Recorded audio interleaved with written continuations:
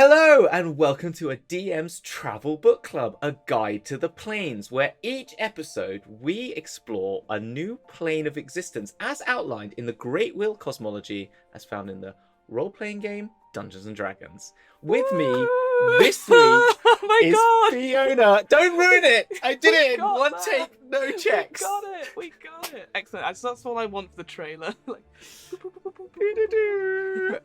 Anyway, with me as always is the wonderful, the magnificent Fiona. How are you? hello. I am doing very well. We're not filming late at night. It's actually quite nice and sunny Yes. where I am. You can't tell in my room because it's always got the curtains closed. And You're the lights you're on. always you're always studio perfect, and you see me going through different stages of like, I had a good day, I had a bad day, But it is so- daytime. It is daytime. Daytime. Yes, So maybe we'll be more buzzy, or maybe we'll be less buzzy. We will see, because you don't get that sort of like tired loopiness that you get. Oh yeah, so you might actually get content. Yeah, exactly. What You might you're actually get saying. like actual content. But yeah, no, I'm doing very well. How are you doing, Hamilton? All good with you? I'm doing good. Yes, I'm Hamilton. If this well is done. going out audio as well, but yes, no. Yeah, I'm doing good. I had, as I said to you earlier, had a session 0 for my piratey game, so I'm all very excited Yay. about that. So yes, Mm. and I had some exciting news that I can't share, but I'm very excited about. Just Very telling you as excited well. about just before So, we went live, some exciting yeah. news, and we're like both like, ooh, very exciting. So yeah, it's all Absolutely. very exciting. Fiona. So exciting that Yeah. we are going to not one but two paradises. There you go. are, exactly. The pastoral splendor of Bytopia we are Woohoo. in. It has 2 layers, and it is basically the home of most of the Gnomish pantheon, which we'll find out about. Yay. It's a very interesting. I enjoyed it. Have you enjoyed it? You very said you very much enjoyed reading I did enjoy it. I think, to be fair, as a slight behind the scenes stuff, so on our sibling podcast, DM's Book Club, there is an episode dedicated to gnomes and halflings from Mordecai's Tome of Foes. And whilst we don't go necessarily into lots of deep detail about the gnomish pantheon and stuff like that, I highly recommend, if you're still able to look at the books, obviously I know it's now legacy content, the gnomish pantheon and just everything about gnomes, it's just really interesting. And for me, they've always had a soft spot in my heart, and reading them in comparison to halflings is really, really fascinating. So I'd actually recommend that if you wanted something a little bit different, try reading that and then look at Bytopia stuff, because obviously, as you said, this is the home of the gnomish deities, essentially. Yeah. So I feel like I had a bit more into really, it. and one who we who don't lives We in and don't about. talk about that one. It's like we don't talk about Bruno. We don't talk about Erdel. But yes, no, I really liked this one, and I liked how it's described. Like, again, for me, this was one of the easier planes to actually visualize, because it's like a sandwich, which I quite like. This idea that the 2 planes, it's like you got one above the sky and the one below, and it's almost like a mirror image, like there's a mirror in between, and it's reflected. It's above. actually quite cool. Yeah, it is. It's a very simple, but it's a concept. Like all of them always have a good concept, but this is a great simplified concept of 2 layers of a plane, like upside, like as you said, there's a mirror in the middle, but they are slightly different in their tones. So, well, maybe we go on to that then. But, well, let's talk about the overall like ideology behind it. So it is a good plane. It is a neutral, as all of them of these planes conflict are. It's neutral, but it is it's not pure neutral good. It's like neutral good. neutral good, yeah, with absolutely. a hint of exactly. But it is the home to hard work, basically. I think that's the best way to put it. Hooray.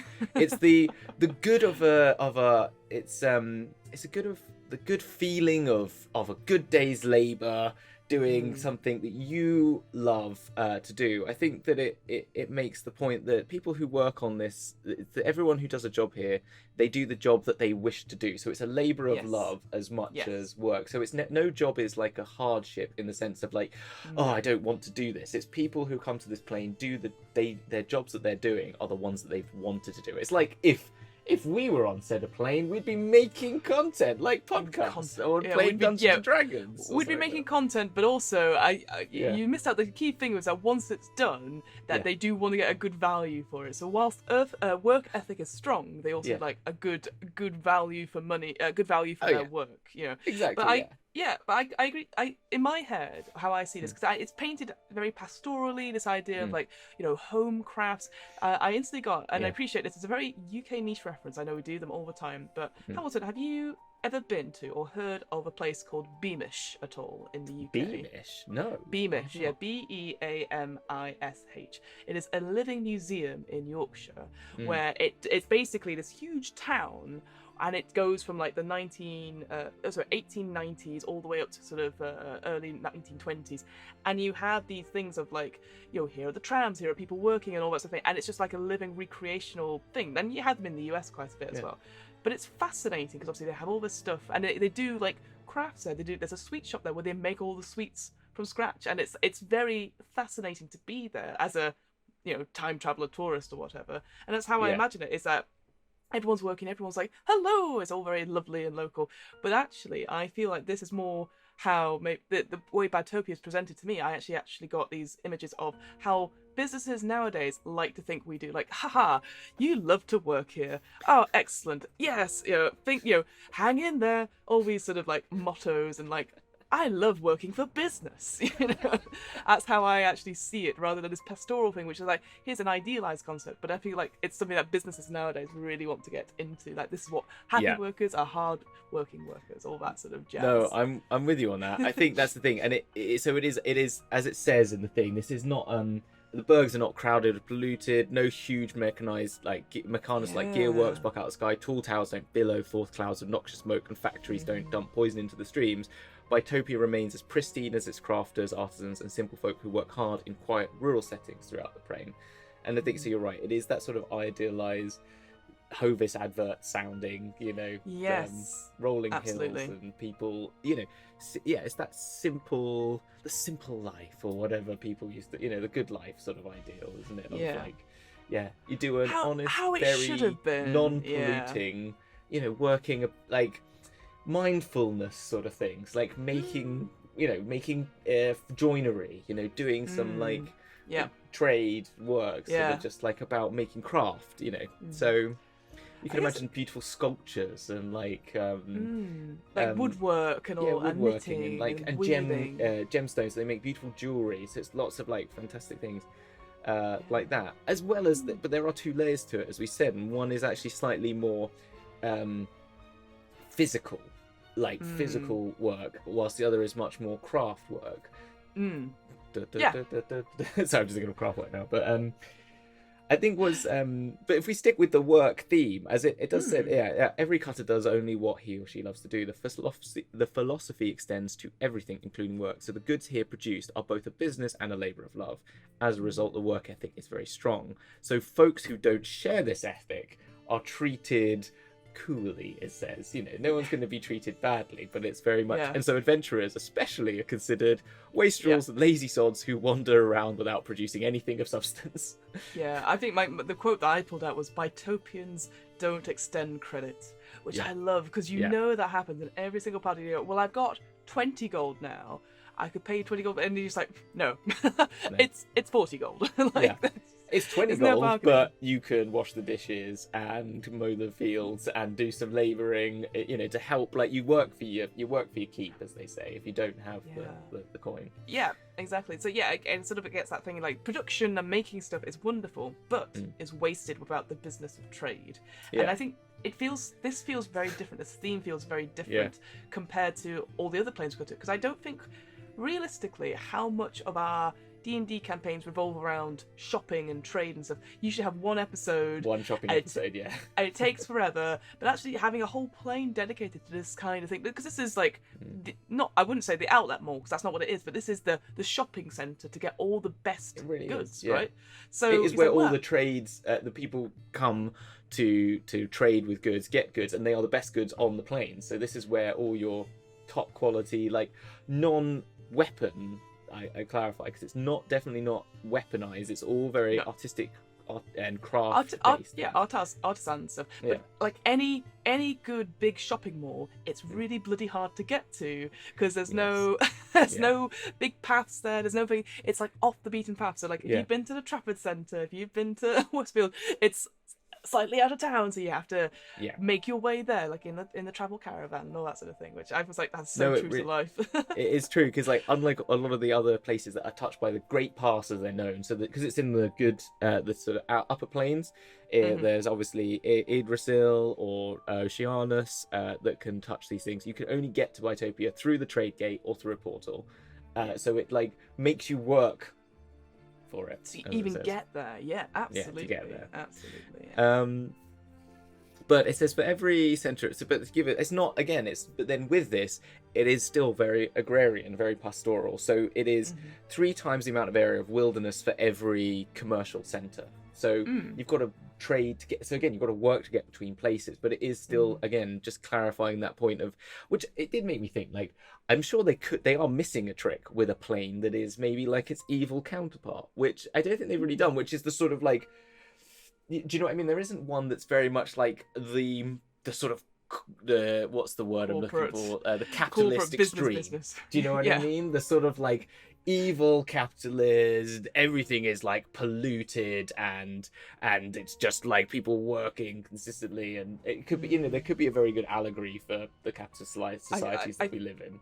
I feel like it could be either of the 2 planes we've got left. So obviously we've got the Grey Waste or Gehenna, or if you're looking around for a plane that's like that and you can't find it, you're actually already on that plane. That's it. It's the material plane. Sure. We knew it this whole time. Oh my god, the real world. Exactly. That's it. Exactly. So maybe, but I think there's also like, if you can always make your own planes, but I think there's also, as we're learning, there's a lot of things, and there's something that happens in this that we'll talk about, where there are planes that are being stolen by other planes, and you could have a part of Mechanis that's stolen a bit of Bytopia, made it too lawful, and therefore made it so regulatory, and therefore like you could have a really like overly complex, I don't know, fiscal based system. As stocks and shares and there's a bell ringing at the morning when they've opened the business stock exchange. And you could see one that's been taken over by a more evil side that's like a part of Bytopia that's like a plane, like a demi-plane of Bator or something that's sort of, or Gehenna, that's sort of this very capitalist society, and you could have fun with those, I think, which is interesting. No, I think that's great. Speaking of though, like you said, so the 2 different planes, obviously you've got the more pastoral one, which is like you said, the more sort of refined. You've already got the raw materials, but then the other plane, I always assumed the one above, but it might not be the case because they are mirror images. Like you said, that's more rougher, and that's like getting the raw materials. That's like the gemstones, the steel, the iron. And you might wonder, I guess, how do you get from one plane to the other? Yes. So Hamilton, I'm going to ask you, how do you get to one plane to the other? Well, there are multiple ways you can get from one plane to the other. Let's go from the simplest to the funnest, all right? So the easiest one is like so the planes are arranged, we said, like on top of each other. But where mountains rise up to meet, another mountain comes down, and some of them are so tall that they meet over that mirror plane, and so that the mountains connect. So you walk up, and one of them has been the greatest one. I forget the name of it, what the actual mountain itself is called. Center Spire, I believe it's called. Center Spire. Center Spire, thank you. Center Spire has been routed out on the edges with a spiral staircase that goes all the way up to the point and then all the way down. However, it's worth noting that where that transition is, you have to change gravity, and so everyone has to make dex checks and stuff like that for all those sort of fun ideas. But so that's one way. The other way is you find yourself a portal between the 2 layers. There aren't those. They are heavily guarded and run, and there is like a toll bridge. You have to pay the toll to go through. Tariffs. And stuff like that. Like there's a shortcut in Bath, which is there's a toll bridge in Bath, which is like run by a private family still. They've been running it for like hundreds of years, I think. But it's a good little shortcut. But yeah, you have to pay the toll to go across. Or the last but definitely not the least, the most fun is they have made hot air balloons. So like balloon sacks that are made from fabric and cloth and or like hides even, I think they say, where they fill them with hot air and they hold up tin or wooden containers that then float up using the hot air, like a hot air balloon. And by the time they get to the halfway point, they've obviously figured out the mathematics of it to make the heat. By the time it gets up, it cools as it rises. And so it basically gets to that midpoint, and then it flips gravity, and then it's cooled enough that then it starts to fall down the other side. Yeah. It's just Brilliant. amazing. It's so good. That I thought that was very cool, and I guess it's such a different view of traveling by air and balloon compared to Carceria, which was always like skin balloons, and you're like, ugh. Yeah. Here it's like we just not use normal balloons. Yeah, fabric and cloth balloons. Fabric balloons. But yeah, it's, Yeah. and that'll be a really cool thing to describe to your players when they arrive, as like they see this transportation method of the stuff, like loads of balloons. I guess like in like the Bristol air show, the idea that they sort of go and then switch over, and Literally like, yesterday I was in places. my garden and I was just we like got home. I had just gone to bed. It was still sunny. Sat outside, had a little like glass of wine and stuff. And suddenly I heard like this. I was like, fucking hell! And it was literally only like 100 foot up. It was not because we live up slightly up the hill as well. And so I was like, holy shit balls! What is this thing? It's massive. I was like, hello. You can actually see the people. So it's kind of That's quite very experience. cool. That's so cool. But yes, But that I guess is how you travel. Yeah, and I think what the other cool things were, like we said, it's a mirrored plane, so quite a lot of it is mirrored. But the thing I thought was really cool, again, just talking about the sort of geographical features of it, is that there is no natural light per se, but it still goes, dark and light as well. But I love the idea that you look up and you don't see stars, but you see the little fires and campfires glistening around. I just thought that's such a cool concept, that they're far enough away that you can't make out the things. It's not like Inception, like where things are bent over, but it's just I just thought that was so interesting and really, really cool. Like this idea that you can the sky changes and they're flickering, and it's just you can be a lot very flavorful. It's such a lovely feeling, isn't it, actually? Because I think that's, well, if we want to get too into it, I think that idea of like when you look at the stars, they're lights of other people. You have that sort of, is there anyone out there? But in that there is other people that you're looking out at, which is kind of nice, and that sort of. I really like that. Whilst we're on the sort of like weather, the climatic elements of the geography, every day is the same length as every other day. But they do experience all 4 seasons. So the 2 layers, we haven't named them. The layer which is more pastoral, the more craft and artisanal, working from the already got raw materials, is called Dothian, which is much more calm rolling hills, much more, the seasons are mild, so the winters are mild, they never get bitterly cold, and the summers are not unbearably hot. It's all very just beautiful. It will get colder in the winter and it will get hotter in summer, but I just imagine it's like always like a brisk February, those first sunny early, like late winter days. Whilst and I just wanted to add on to that, because again I got another UK reference, which again I appreciate you might not get, but did you ever watch as a kid reruns of Campbell Whip Green with Windy Miller at all? No, I didn't. No. So it's like a very stop motion thing, and it's all, everyone's like, hello Windy Miller, hello this. Oh yeah, and it's I can guess what it's like. Yeah, you could have guessed exactly what it's like, but that's the idea I had, was like this is all very much like everyone knows each other, everyone's like, aha. So again, very idealistic, like, oh, how's the crops doing today? Oh, they're doing very well. Oh, great. Well, I can't wait to try your bread. It is very Archers, Campbell Whip Green. So that's how, again, playing that to your players, if they're not 100% sure, because obviously we've just come realistically from the Beastlands.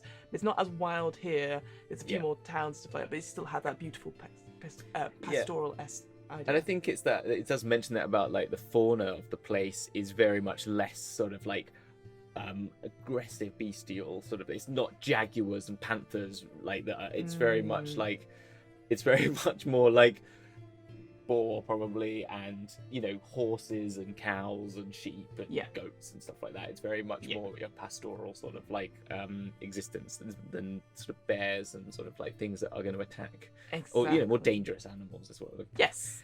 Agreed. So then the other plane then that we've been mentioning is Shuruk, which is is the opposite. There it's chilling, blustery winds herald the arrival of charcoal black storm clouds, driving sheets of rain, or snow that whips through the air, stinging, cutting exposed skin.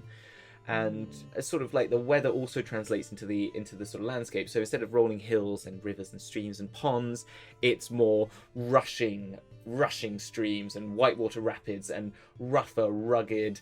I'm thinking more the crags in the moors more, and Lake District, but like getting up into the crags. Actual, crags. The sort of like rocky. if you've read any sort of like Wuthering Heights, that idea like, Yeah. oh, the Moors, and they're very Yeah. passionate, temperate, etc. Yeah, the idea that the people who live there, they're rougher, wilder, but they're more independent. Yeah. So they're not necessarily isolated, but that's not like a bad thing. It's just like we're just with our environment. So yeah, definitely. Again, for inspiration, looking at smaller towns who you maybe even like further afield than, obviously, I know we are very UK focused, but like, you know, thinking about like is it the Mayans, I think, or Machu Picchu and all that sort of thing, where they, you know, they have really high villages in mountains and stuff like that, and they just get on with it. You know, they don't get, you know, it's like, well, this is our existence, we've dealt with this. You know. Yeah, and it's like, it is slightly less inhabited, but it's more like, because of the weather, people are in smaller, close-knit communities based around the sort of the ore or raw material that they're collecting. So whilst I see that they're independent in different ways, if you're on Dothian, you're more independent in that you don't rely on so many other people for your existence, but then have more independence in your craft, because you literally make your craft yourself. You just need to get the raw materials to then do what you're making. You might have a couple of people working for you, whilst on Dothian, you're more independent in that you are separated from more people, but then you are in smaller groups, and you're more dependent on those people for survival and for the craft that your work, which is like mining for the ore, or tending to the forests, and sort of getting the lumber and all that. So it's kind of they're interesting, and I think you can find sort of like interesting relations between the two of those, I think, which is quite I think that's kind of, it's kind of fun, and it kind of creates enough of a, unlike a lot of other layers where I think there's this one has quite a lot more similarities between each of them, but they're very much like a two sides of the same coin, as I say. Yes, and it's more obvious that as a result. Yeah. Yeah. Exactly. I've also double checked. It's Incan, not Mayan, for Machu Picchu. I knew as I said, I was like, I'm gonna get it wrong, so I'll just double check that. Yes, Incans. Anyway, I thought I'd check and not be shouted at later on. Yeah. So I think that really gives you an overview of the sort of geography of the place, because otherwise it's very there are big towns and there are big centres, and we will come on to those. So is it worth moving on to those first, and then we could go on to the magical conditions? So like places let's do that. Yeah, I think that makes sense. Yeah, these ideas of having like the centres where that is the biggest sort of marketplace, or that's the place you're most likely to go with your adventurers. Absolutely. Yeah. So when you're on the first plane, it's the first plane because we say it's the first plane, and it's one you think at the bottom because it's the first one they talk about, which is Dothian, which is the one you enter through Trade Gate. So Trade Gate is its outlands post. Like all of these have a gate town on the outlands, and Trade Gate is the one for Bytopia. And so you then enter into Dothian from there. So the land of pastoral industry, as it said. So it's the pre-industrial world, as it calls it again. So here the main center is known as Yeoman, which is again, it's obviously got very English tones to it. It's very hard because a yeoman is the sort of is a type of like the old English for sort of working the land sort of peoples. So people that run the land. I can't remember actually. I should know this from our Tudor learnings, but I've forgotten it. What they do, what actually a yeoman does. Yes, something like that. I again, don't look at me. Yeah. But I think because that's like the big sort of market, like decent sized market burg, and then any of the towns around it, which he doesn't really mention too much in the book itself. But again, that obviously invites you to do it. But this idea that most towns, they're just farming communities, and they're each organised enough to have their own town militia and town council. So you're like, perfect. That means you can just drop them in anywhere and go, that's well, exactly can we right. go? And you're like, this way. So But Yeoman is the heart, it's the centre of it, and it's run by a conclave of masters, which is a group of guild masters and mistresses that has to approve by simple majority vote all of the mayor's schemes. So there's a mayor and there's a sort of council below that. And so you can kind of see there's some good, like you can imagine some quite good political intrigue between those things. And and it's basically got the Great Bazaar, where there's going to be all of the objects that you want to, if you're ever going there to buy anything, is where everything is happening. That is the centre of the town. I think what's interesting is that there is there is a spell particular to Yes. Bytopia, which is called Value, and it's been Value. made because there's a lot, just so that you can cast this on things, if you learn the spell, to determine the value within a certain, depending on your skill sets, and without going too deep into it, you can get better rolls for it. But basically, it will tell you within good knowledge of what the value of something is by using a magical means. People will find it a little bit. Will get a bit peery if you use it upon them, but obviously they will use it equally upon anyone else. So you have to go in there with the knowledge that it's just to try and find if you're getting something, because there was a big problem, it said, with people making fakes and trying to sell fake items and trying to overvalue things.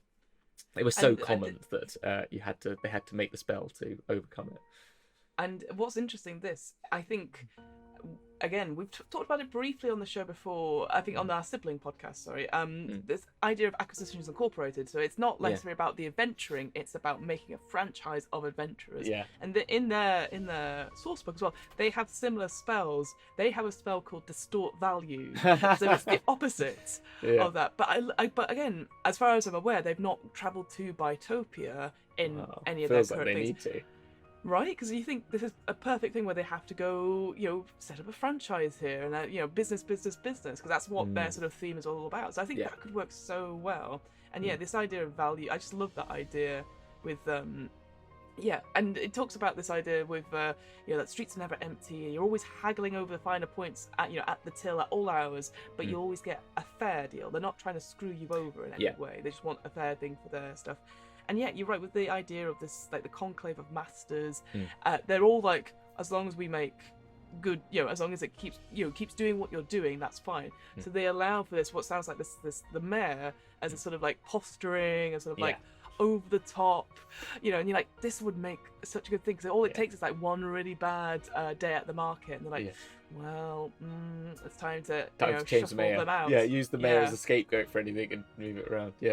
Yeah, I think the only quick things I was going to add was that obviously it says so the credit is unheard of, so it's all transacted on the spot.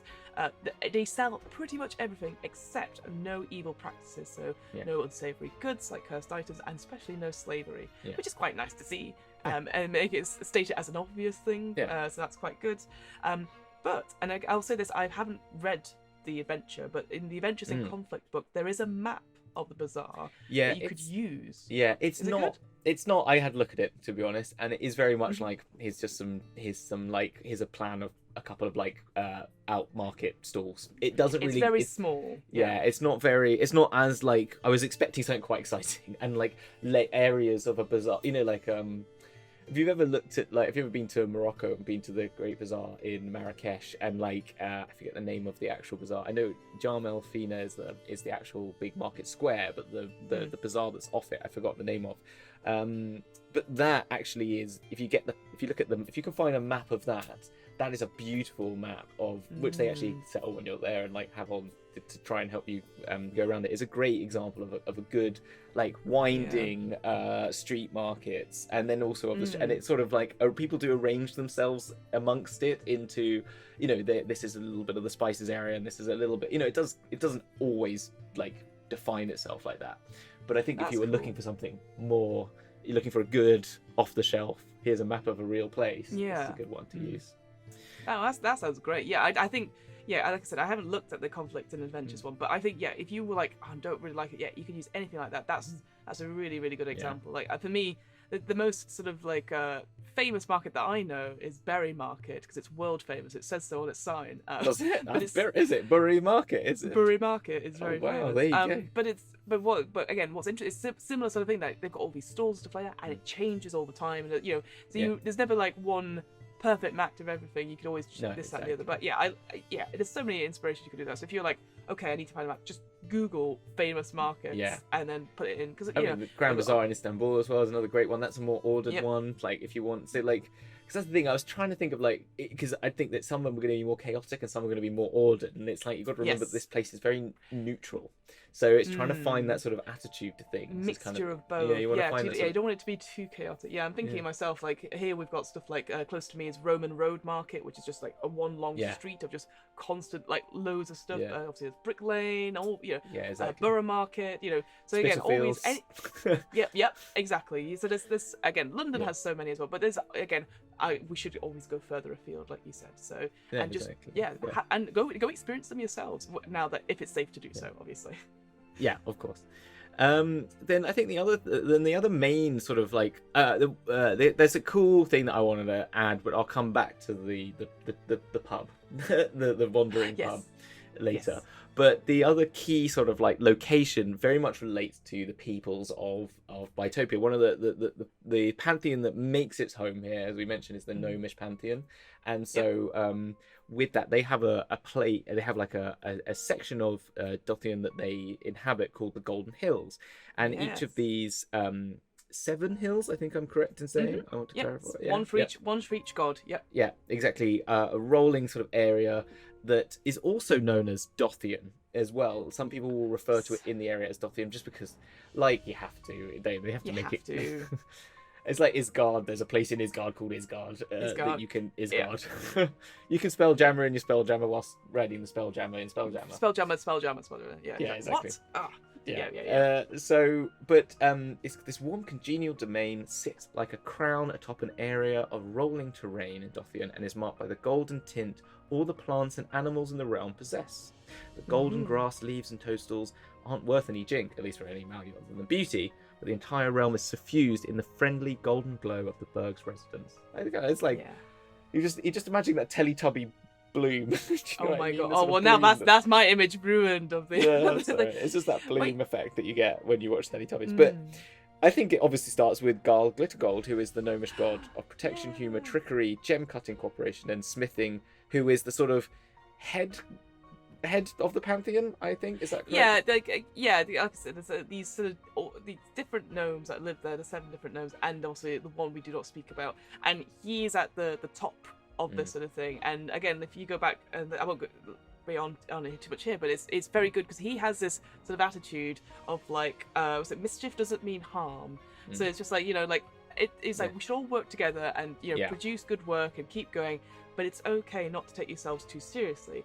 And that's very interesting because that point of view is very different to, say, the dwarves, who have a very similar hard-working craft is really good, blah, blah, blah, and they keep going and going and going, but to the point where it doesn't matter. Like there's actually, I can't remember which, again, this is where it's really bad, I can't remember which one it is, which of the planes it is, where dwarves are like, we've sold our stuff, and people are like, oh, I'm getting a really good deal for this, and they're like, it's not my best work, so I can take that. Whereas here it's very different because it's just like, we're working very hard, we'll get a good deal for it, but we're going to have a bit of a laugh because it doesn't matter. Exactly.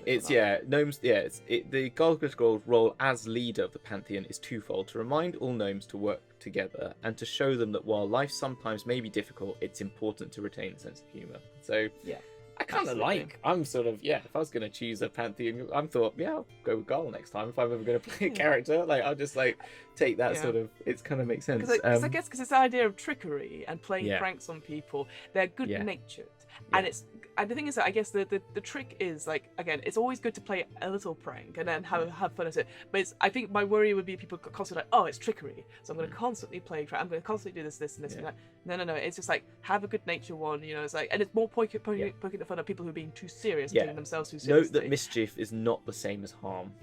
Yeah, which I think it does make that note, and I think it's really and so spells of illusion and phantasm school are enhanced on this area to benefit applies as long as the caster intends no harm in any of the realm's inhabitants. So it's that sort of like, if you want to just play a trick on someone for a joke, it's good. And I think it's an interesting sort of like, because players exactly can just sort of like, it's finding that line is an interesting point, and I think it's good. I like it. Really. No, I agree.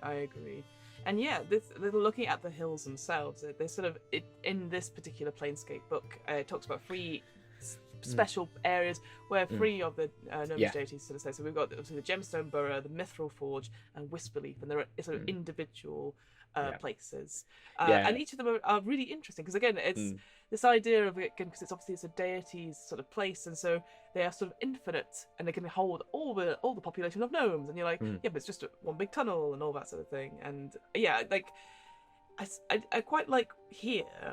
And it happened in the previous one as well with the Beastlands and stuff like that. There are certain areas of spells that obviously are more enhanced. So, like for example, the Gemstone Burrow, you get the benefit of animal friendship to only digging and burrowing animals. There's a big thing about digging and burrowing compared to other animal types here, which I thought was quite funny. You have to make it very specific. This like, is my Wind in the Willows place because it has the Badger Lord, the Gopher Lord, and the Mole Lord, as I said. So they're all in their tweed jackets and going, "Oh, hello, it's Badger Lord here." And so digging, yes. Yeah, we're going to have some tea. Yeah, digging. I don't know. It just kind of, I liked it. And but I do like the chant on this one. We're deep in the burrows. There's a rumor to be the treasure hoard of the Pantheon. I mean, it's called the Gemstone Burrow, isn't it? Right, so like, what do you expect? And it's kind of like, you say that to players, they're going to be. Hello, I'm just here to have a wander. What's down that corner? There's something glittery. Yeah, exactly. But again, it's that sort of playing tricks on people. You know, that could be really play into it. And then you have stuff like the Mithril Forge, this idea of like a living, breathing forge right out of a huge vein of silverish ore. And that's the benefit you get, like almost like the benefit of a Ring of Fire resistance for one full day, even if you go and leave. Which is, again, I guess for me, it's like, it's just interesting. But like, would players go, oh, we need to go fight a dragon, red dragon at some point? I know where we'll go. You know, I don't know.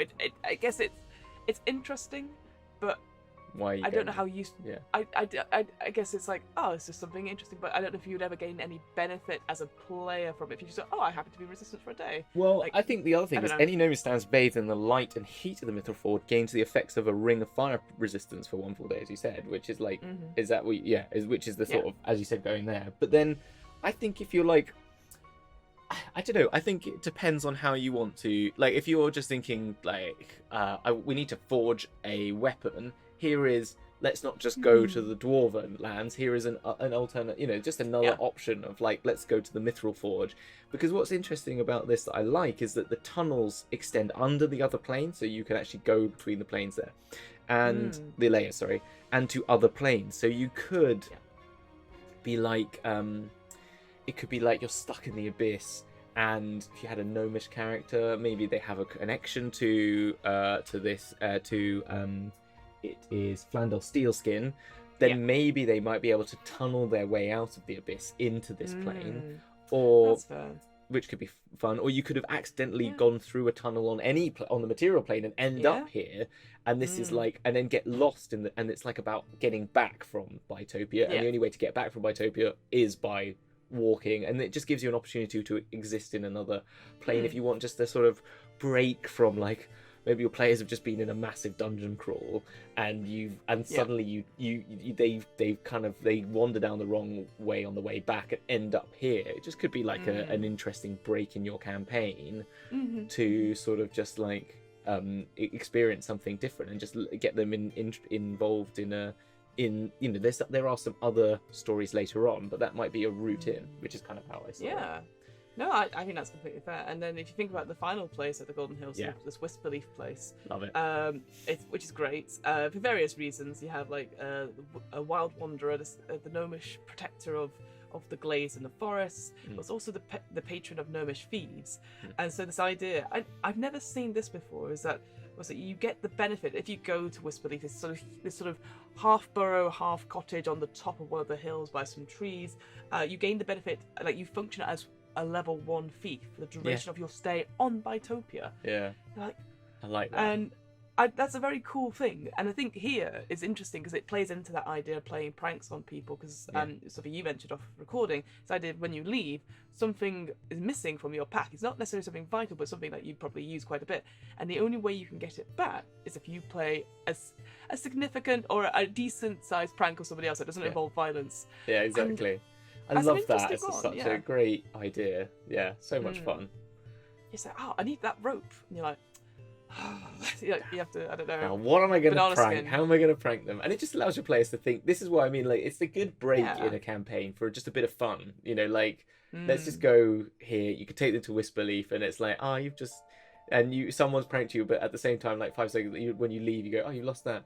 And then someone tells you, or like the only way to get it back is to, when you're next at the walking tree, which we'll get onto, that they tell you, the only way you get it back is to do an equal or sort of prank on someone. So then your players will have this fun like idea of coming up with a good enough prank to get their stuff back, and I don't know, it's a nice little breather. Again, I'm taking it away slightly from the thing, but there's a social deduction. No, it's a social party game that's come out called You Got Got.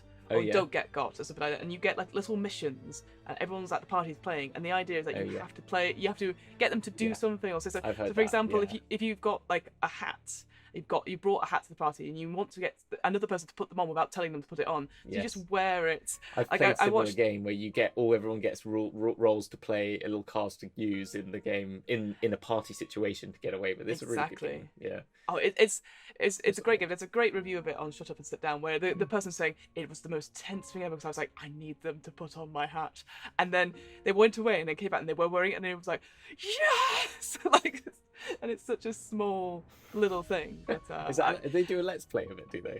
And it's like a review of it, but they do like a recreation with minis.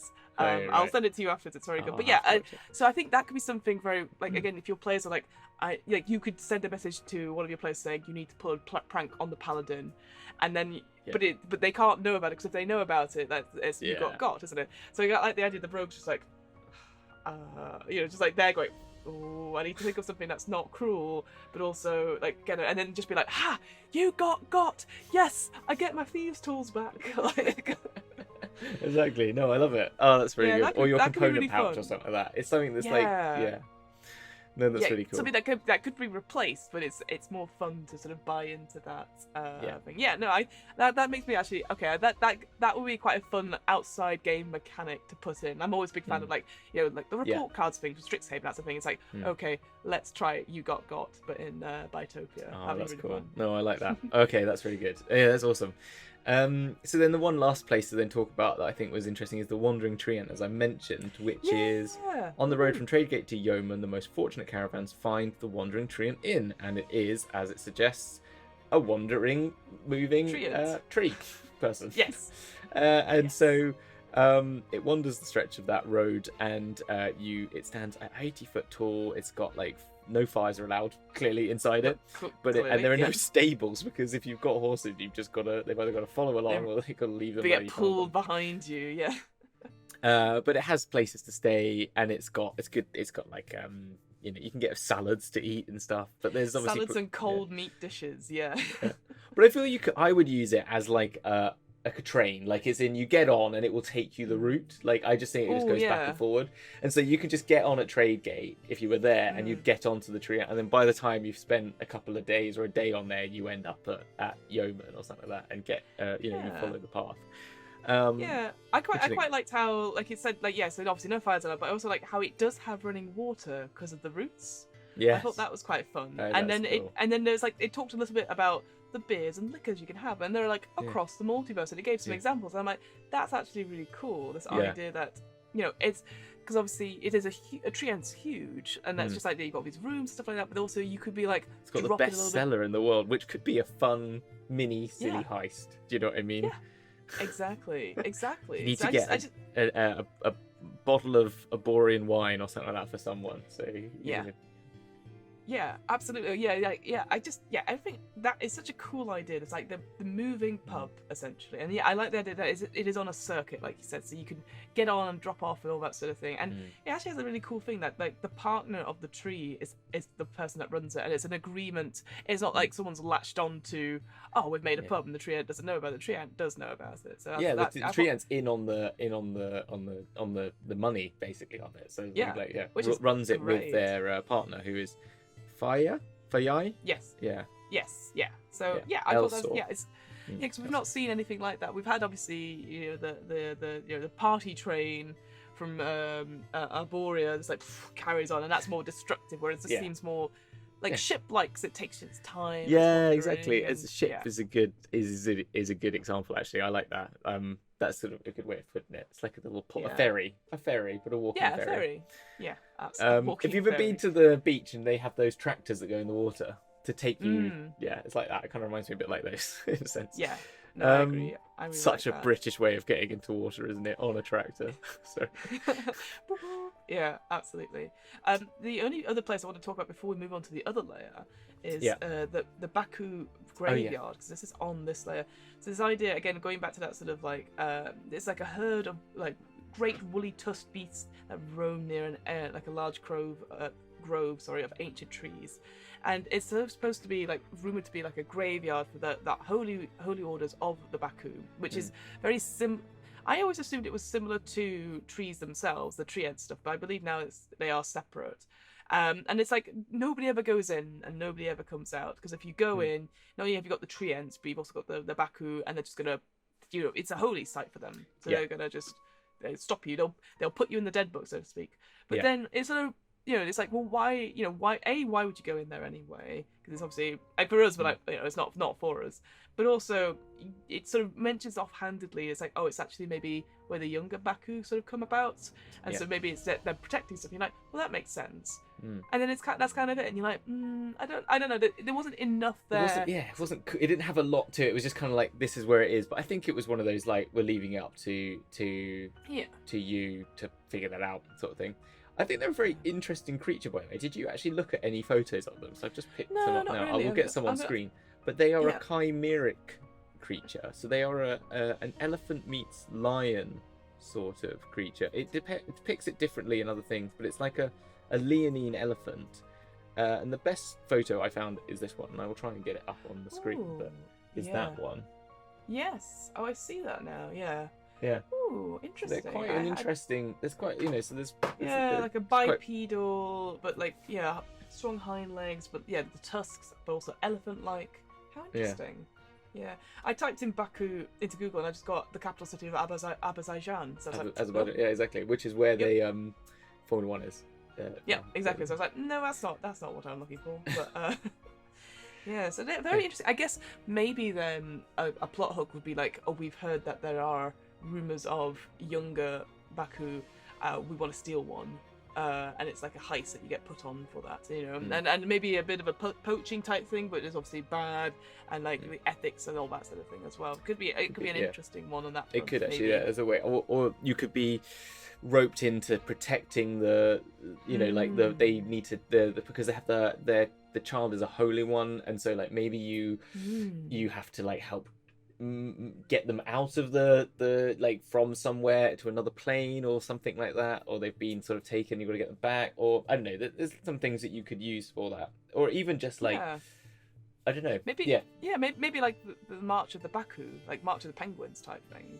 They just there's a big sort of shifter of March, and they have to come here and you have to protect them. So you know what, I like that better than the poaching one, so I'll take that one instead. Okay. I think then, whilst we're talking about like particular creatures, then, and then when we're like shifting planes in the skies between, there are things called air sentinels, which are more common in the other plane, but they're a specific sort of in the picture of the plane. They horrible. Are a sort of fishy like creature that floats in the sky, but they are a helpful creature, particularly on the other plane layer, which is Shuruk, the storm rat, as it's known. So as we said, Shuruk is the more rough and raw sort of landscape. They suggest that that the sort of chaotic winds and stuff are brought upon by the evil god of the pantheon. I've forgotten their name now. Erdel. I believe that's how you pronounce it. Who's like sort of cursed the land a little bit with it, in sort of thing. And there's also a beautiful story. There was a beautiful story actually at the beginning of the book of this chapter. Is it in this chapter or is it?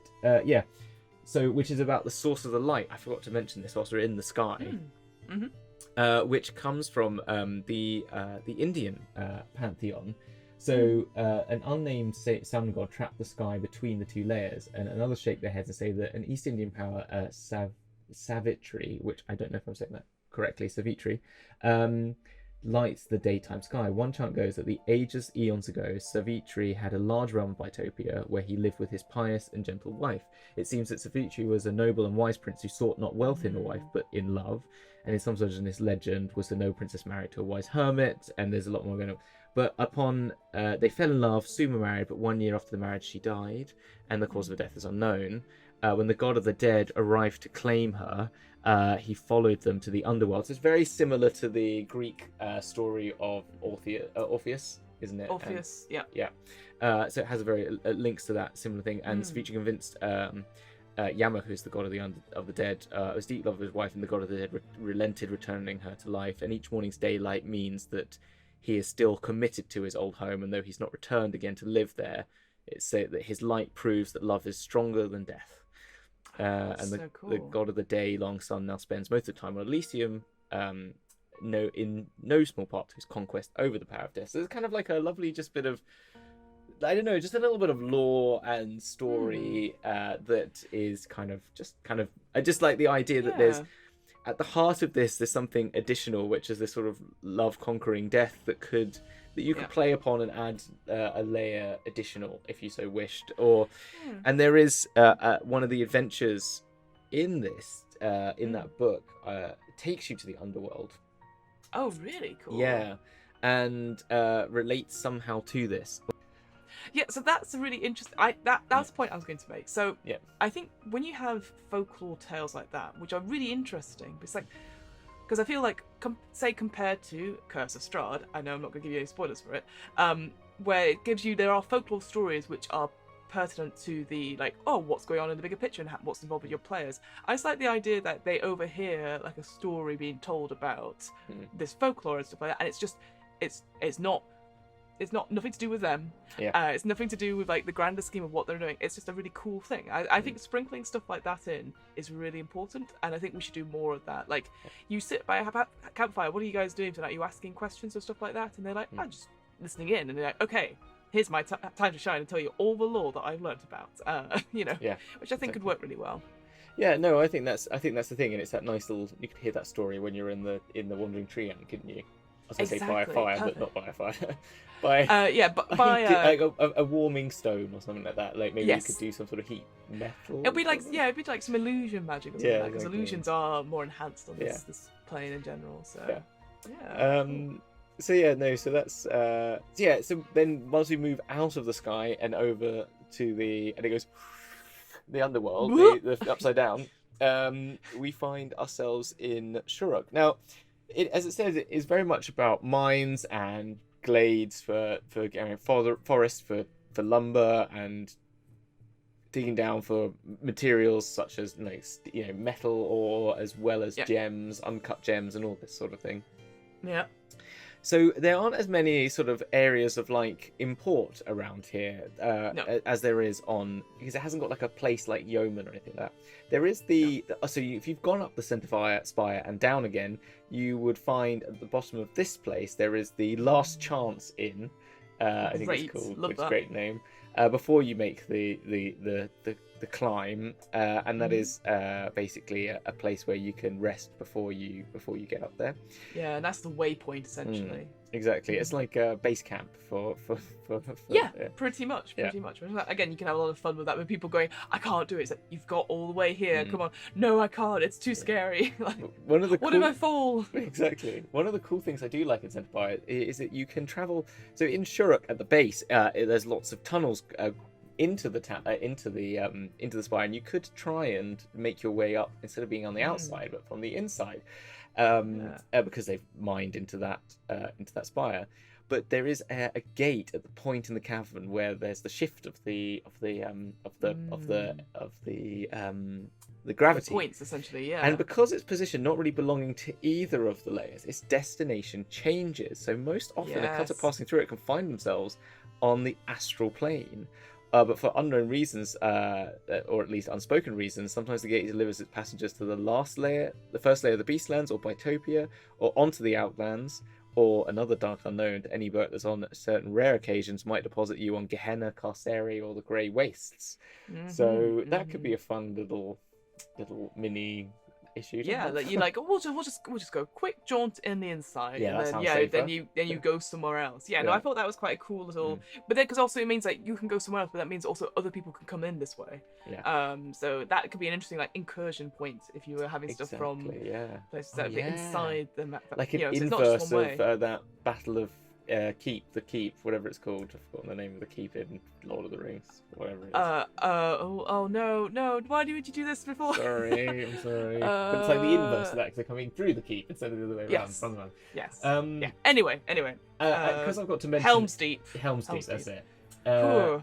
And then because I've got to mention every dragon there is on every plane, there's the layer of the adamantite dragon, which is a dragon you don't hear of very much. But they have a crystalline cavern, which is in its own self is blinding to those who are willing to do evil towards them, whilst it is still blind, but it's still bright and like blooming for people that are, and they can become dazed and dizzy by it. And on top of the fact that it is got gems as well in their hoard.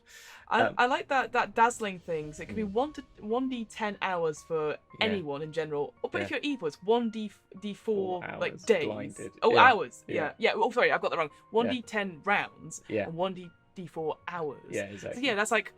So it's really interesting. Like you still can't see. No. It's like, Mary's evil. Oh well, we knew this whole time. But yeah, this dragon. I'm going to say this wrong. Mercy Allah. They are a self-appointed guardian of all that is good in the rugged area of Shirok. Which I was like, ooh, that's quite a cool little she keeps title. the layer as safe for mortals and petitioners as she can. So she's a very good aligned dragon that goes around, whatever that means again. But like, just goes, but is there as like a protector of the lands, and is there to you can find yourself as like a refuge in their layer, which I think is nice. They've also like there's like a little mini sort of story with one of which is that there's two minions of Set, so from the Egyptian pantheon is going after the other Egyptian power in here, Tefnut, and so they have tried to figure out and stop people trying to come in and attack each other. Very cool. I also like the little note about the rust dragon may have found its way in because some of the rich mineral veins are just disappearing, and so maybe that's a little go fight a rust dragon on behalf of a adamantite dragon. It's always useful to have a dragon on your side if you can do a good, Yeah, I like that. Yeah, do them a favor, and then you'll get you got a dragon on your back. That's really cool. Yeah, I like that. And then you have something. I guess the final big thing in this is we talked about Titans last episode at Carceri. There's now a Titan in this place. Yeah. And we both, I think I struggled with Epimethus. This idea that they've just sort of turned up and they're like, I will build a home here. I will build a place here. And I will say again, the terminology about this isn't great because obviously it's from a different era. But I like the phrase I liked is that this person is a nice Titan but causes more harm than good. I think that's a really nice personality thing. And it's not necessarily that they're low intelligence or anything like that. It's more like, I'm just trying to help, and the more they try and help, the more harm they do. So build this huge tower, it's too big, it falls over, and they're like, oh no. And we've all been in those DIY projects where you just sat around surrounded by instruction manuals and bits of wood, and you're just like, I don't know Am what I right can do. in thinking that this is the Titan that has tried to ignore their intelligence? Is that right? Is that correct? I think. Oh, I don't know off the top of my head. Might be getting but they do things without thinking. They've tried to perfect a way of doing things without thinking, which is why the only faction that really comes into play here is the Ciphers, which is the Transcendent Order, is also what they're known as, whose base philosophy is that you do without thought. And they are very much they're sort of on the in Planescape, in Sigil, their home is the training grounds, and it's all about action without thought. It's about finding the sort of natural flow of the body and doing things like trying to get in one with the natural order, so that you, or whatever is immediate, so that you are one with the universe, because you're not adding your consciousness onto it. You're basically affecting what seems right at the time. And so they've got interested with this character.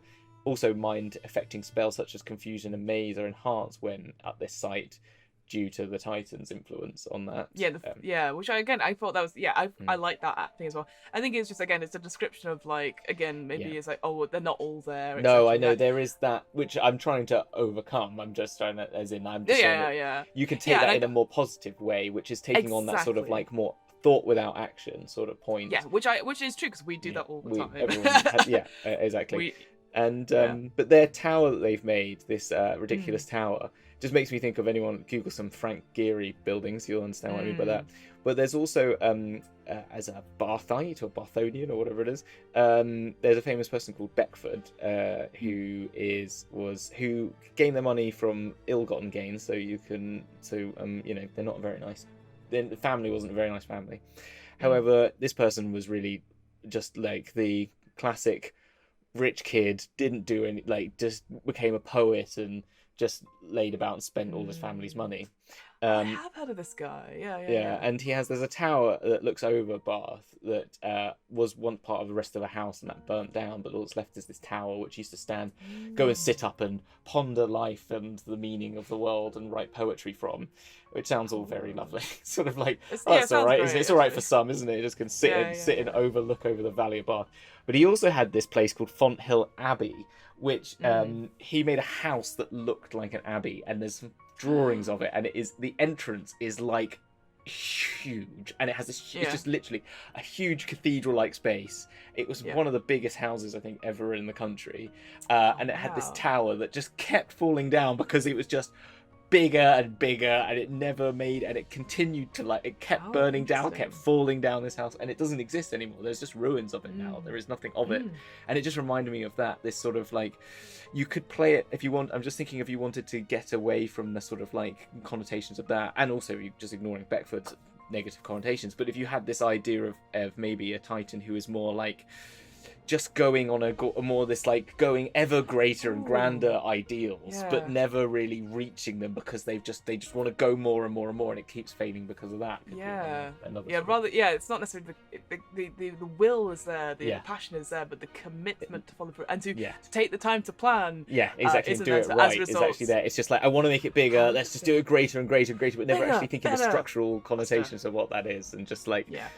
So I do like that interpretation a lot more. I think that makes it, and I like the idea that it's not seen as a threat or anything like that. No. It's that sort of like, okay, well, we'll deal with it. It's that sort of it goes with that sort of craft as well, of like wanting to create something beautiful and magnificent, but sort of lacking both elements of the process. So very aesthetic, but not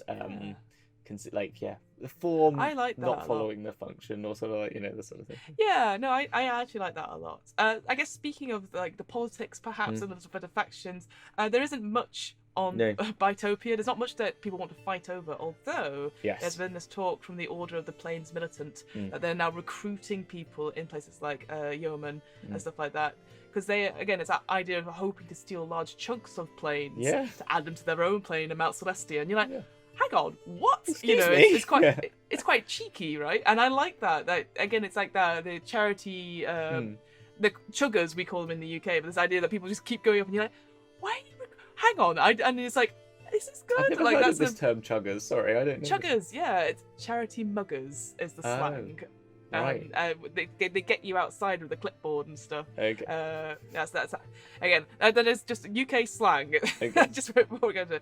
But I like this idea that they're trying, but they're also trying to, like, clamp down on this, like, freewheeling business deals that occur on the plane. So they're the ones that are introducing taxes, tariffs, forms, bureaucracy, and they're hoping that's it, isn't it? Like turning it into a more because they want to turn it into a more lawful plane to then for it to transition, like we've talked about in Arborea, where it moved over to Mecanus because it got too lawful.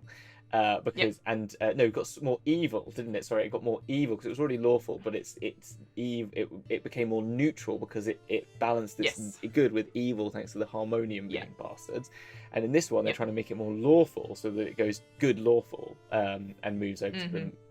Which I think is interesting because actually they've implied a lot more conflict in. They've tried very hard, Wizards Coast, to apply more conflict in these good aligned planes. So there is something to adventure on because there is, and they're using the system very well. I'd say that they've done I'm just congratulating them in some respects. It's giving them a bit of a boost in that they have to say that they have worked hard on those planes to allow adventures to occur, based on some of the harmonious stuff. Is actually, I think it could be done better nowadays. But like I think it's interestingly playing on those themes, and I think it's something that allows other DMs just to go there and think about it in that sense. Try and I just put here, this opens you up as experiences to take any plane. Like we mentioned about, you could make there might be more of an evil part of this, where it starts to transition into battle because it becomes lawful evil, or it becomes neutral evil, so it ends up in the grey waste because they start getting too greedy. Because there is someone, it says, who's becoming slightly too greedy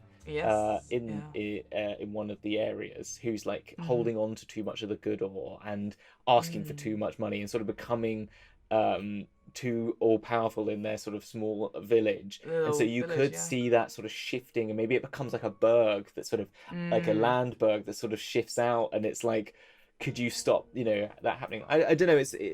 The whole alignment thing is an interesting thing to tread, and so how to tread that sensitively and well is always something to be aware of. But I think there is adventures in there, or maybe I don't know. It could be interesting. No, I think you're right. Because I know we always come to that and going, do we need alignment anymore? All this sort of thing. But I think what's so cool going through the planes as we did, like listen to all the other episodes we've done on this. I think it's so interesting because before I still put certain things together, but when I'm there, when we're reading it through, I'm like, oh, this plane is like this. How do I feel about it being good or evil as a player? And then it's up to the DM to play on that and that tropes and stuff like that. So I think 100%. If you want to mash two planes together, reading them both, obviously, that totally makes sense. Yeah. But then you're like, well, how would this plane try and influence this other plane to steal layers? I think stealing layers or taking layers is such an interesting, because it's such a power play. It's such a it's an interesting thing, because again, you could easily just have it as a normal D&D game where it's like, oh, this town has taken over these fields and it's encroaching, it's getting bigger, the influence of that. Like, you'd have it on a smaller one. Why wouldn't you have it in a more multiverse, like, planar one? So that's good. I think what the Planescape does is, because it pushes the alignment very heavily onto the planes, it does then expose the actual greyness within the planes as well, in those alignments. And I think it does allow people to give your players an option to judge, to not judge, but like as in to make a judgment on how their character would feel about those things. So I think it pushes your character to really investigate what it means to be good and to be lawful good, and in a very extreme version of it. And so as much as I always say alignment is there as, like, I always think it's great to add more and more to your character at the beginning to help you just try and get into your player, but I'm never going to be someone that says, oh, you're not playing it neutral evil, you're not playing it this. I just think it's always there it's just a thing to aid you in, like, realizing your character and helping you communicate that in a way that is somehow a way to think. But I think there are better ways than that, like than doing that. But I think I can see why it's a useful tool, and I think this allows you to investigate it in a very interesting way. Something I've learned very recently. I know we've got to talk about magical conditions in a second, but one thing I do want to say is that in improv, I've had a couple of lessons recently where it talks about, like, always have a strong opinion about something and be affected by it, and then they'll give you a topic, and it'll be a topic that you don't necessarily know much about. Like, for example, like I actually got the topic of architecture the other day, and I was like, okay, and I was like, well, I like some buildings, and I could go off that, but a lot of the time we started off. Lots of the people started going, I actually don't know very much about this. And obviously the whole point was being truthful, etc. I think something like this, where you get, here's how the play is, it's all about business, and it's about this, this, and this. You, as a person, will have an instant reaction going, well, I don't like that, or I find that intriguing. And I think playing true to that is very important, and having that opinion.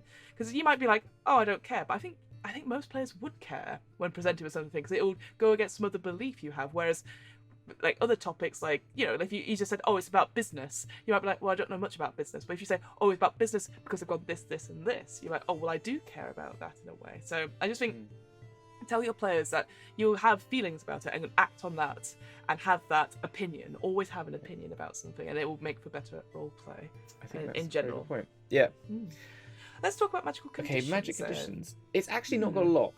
Really? No, I know. It's again. I think it's interesting going from lore, which had loads and loads and loads of stuff, and now it's like magical conditions. You could do whatever you want. This is like one of the least restrictive planes as far as spell casting go, which is quite good. There's no like, overarching conditions. Obviously, we talked about little bits and pieces here and there.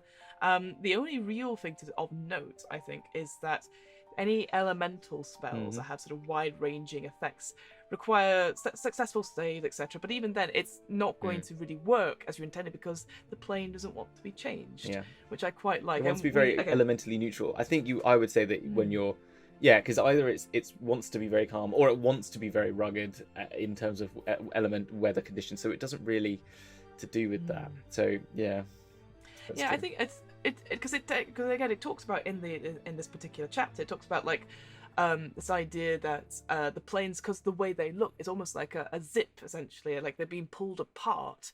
And there's a story about like how the rumors about whether that's the multiverse trying to pull them apart because they're slightly different, or that's where they want to be and they're trying to stick together. And I just the two layers of it is, and I think that's just really interesting that this, as a result, this elemental stuff just doesn't work because it's like it's not what the plane wills it. And I quite like that as a result. I think that's cool. Just like really cool.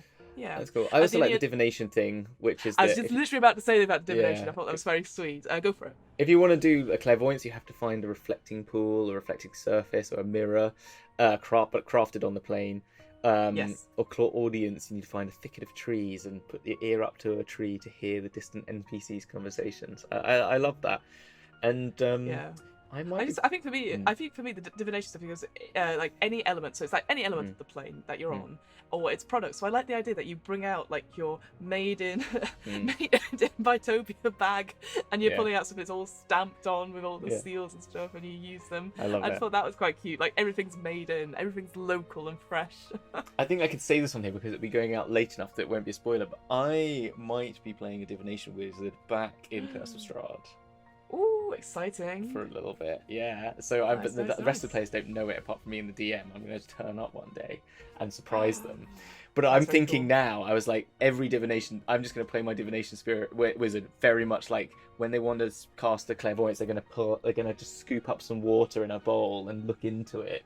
And if they want to listen to something, they'll go up against a tree because they're meant to be kind of a sort of kooky mage that's sort of been in the wilderness for a bit long. So I think that would be quite fun actually. So I like the inspiration I gained from that.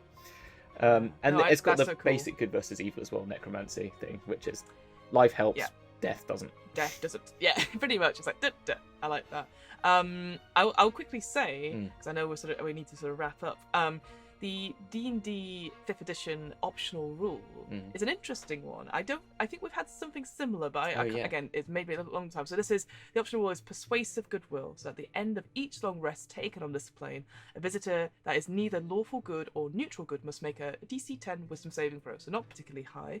On a fail save, the creature's alignment changes that to lawful good or neutral good, whichever is closer to their current alignment. The change becomes permanent if the creature does not leave the plane with 1d4 days. Otherwise, it reverts to normal after 1 day spent on a different plane, or casting the Spellgun Evil also restores its original alignment. The idea it's permanent, that it's so infectious. It's like, isn't it wonderful? Everyone's very nice. I've worked very hard, and I sold it for what it's worth. Everything is wonderful. And you're like, oh god, no personality at all. I hate this person. There's Fiona's character coming out there. I guess overall, let's say it's like, this heaven of productive work, the satisfaction of a job well done. I'm just like, for me, that's like ever so slightly tinged with smugness. Like you've got your work done, you got it done in plenty of time, and you feel good about it. Whereas I'm like, every time I finish a job, I'm like, thank God that's gone. Phew, right. Like I don't feel. I guess I do feel job satisfaction. I'll say that now. But at the same time, I don't think I feel that every single time. But I don't know. It's just quite an interesting, like, maybe I have too many feelings about this before this episode. No, that's fair. That is fair. Well, okay. Well, so I think then with that we have covered the plane of Bytopia. Yes, the Twin Paradises. The Twin Paradises, a pastoral spin there. So now we've been here. We've done a hard day's work. We worked hard at making this, reading about it. I feel satisfied with it. What are we getting for the fruits of our labour? Where are we going next? What are we gaining for all that hard work? We're going back. We're going to Gehenna, the fiery slopes of Gehenna, the plane of suspicion and greed and it's most notable for having 4 steep volcanoes and lesser volcano earthbergs drifting in the air. So it's gonna be horrible. It's also it's got one of the Hooray! coolest places names, the Wandering City, the Crawling City. I'm a big Crawling fan City. of.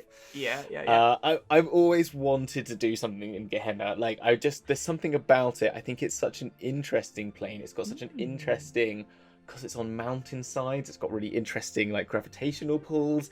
It's like it's so I don't know. There's something about it that just is like the evil one, but because of all the suspicion, it feels like you could have really great campaigns in there. So I'm quite eager to get stuck into some. Yeah, I will be completely honest. I don't know much about Gehenna. I know it's referred to quite a bit in D&D lore and stuff like that. But for me, it's always been the 9 hells of battle and all that sort of thing. So it feels like sometimes it's just like all sort of put together slightly. So obviously, I know we're coming to the end of it. So I feel I can see bits of like Gehenna. I can see bits of the place that was on a slope, which I can't remember off the top of my head. Not Mount Celestia.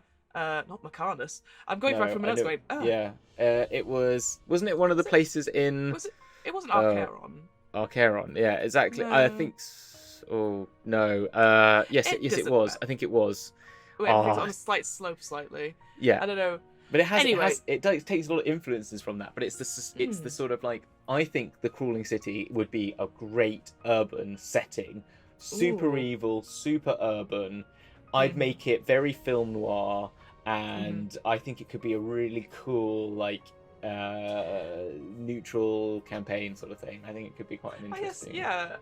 I think it sounds like it could be a cool place to like flip it. So if you were like, I don't know, Waterdeep or something, and then you flip into this place, it's almost like a mirror image. Exactly, like a very evil, like Baldur's Gate, etc. Waterdeep is what I see it as. But there's very little online about it. There's very little there's no map of the Crawling City. I'm like, why is no one like? I just think it's an untapped resource that I'm excited that I think when people hear about it, I think it'll be interesting. Oh, well, I'm looking forward to that. But of course, until next time, you can hold back, but you can also watch any of our VODs or listen to any of our episodes of this show, the DM's Travel Book Club. It's all the links of the DM's Travel Book Club. We also have our sibling show, the DM's Book Club, where we talk about all different things. Like, obviously, we've got ones about gnomes. We've talked about quite a lot of in this, but we've got other things as well. We've talked about rangers. We've talked about Ravnica, another world setting. We've done races on that, classes, even obscure things like casting people in D&D films. Exactly. So if you want to have fun with that, go check that out. We're on all podcasting platforms. We're also on YouTube as well. But until next time, folks, we will see you on the fiery slopes of Gehenna. Have fun, keep safe, and we'll see you on the flip side. See you on the flip side of this plane. Of this plane. Bye.